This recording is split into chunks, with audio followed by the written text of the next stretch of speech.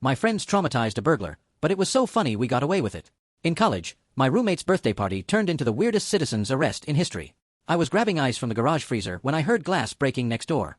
Through the window, I saw a guy in our elderly neighbor, Mrs. Chen's house, stuffing her jewelry into a pillowcase.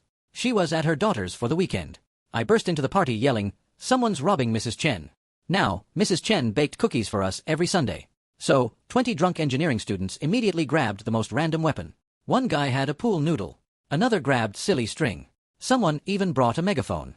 The burglar saw the mob coming and tried escaping through the window, but got stuck halfway. That's when things got weird. The theater kids showed up with their prop handcuffs from their play. They cuffed his hands while his legs were still kicking inside. Then the art students arrived with literally gallons of washable paint they'd been using for a project. Someone yelled, "Citizen's arrest!" Threw the megaphone directly into his ear.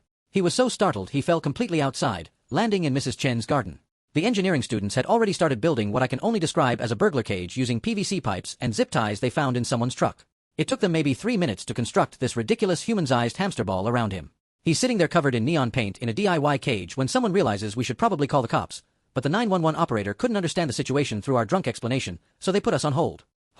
Meanwhile, the music students brought out their instruments and started playing circus music around him. The guy actually started crying, not from pain, but from pure embarrassment. Someone felt bad and offered him birthday cake through the bars, which he actually ate while we waited. The neighbor's Ring doorbell was recording everything. When Mrs. Chen checked it later, she saw the exact moment the burglar realized he was being serenaded by a tuba while trapped in a geometry project. The cops finally arrived 45 minutes later to find what looked like a Renaissance fair meeting a science experiment. The burglar literally begged them to arrest him just to get away from us. The best part, he was apparently wanted for 12 other burglaries. And when they asked how they caught him, he said, "I don't want to talk about it." The cops were dying laughing.